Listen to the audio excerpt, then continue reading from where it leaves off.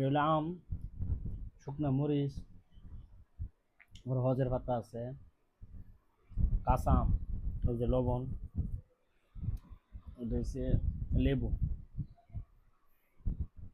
এই যে লেবুর রস, এটা পুরাটা লেবুর রস। লবণ বাড়ায় দিলে লেবুর রস দিবেন আমের সাথে, কাঁচা আমের সাথে, শুকনা মরিচ অথবা কাঁচা মরিচ এবং হজের পাতা,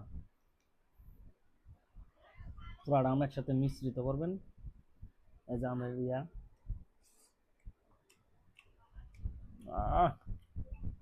আহ টক, প্রচুর টক, খুব টক লাগে, খুব সুস্বাদু। আহ জিহ্বায় পানি আইসা পড়ে, অনেক টক। তুমি খাইবা? আহ প্রচুর টক, প্রচুর, পুরাটা আম। যখন অতিরিক্ত গরম থাকে এই ধরনের টক খাইলে ভালো লাগে। অতিরিক্ত গরম যখন থাকবো তখন আমের টক খাইবেন,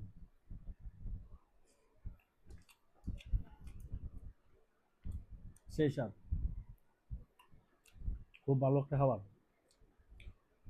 একদম কাঁচা আম।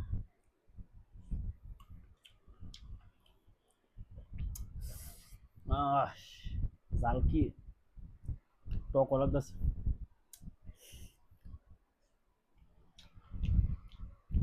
আচ্ছা, খালাস।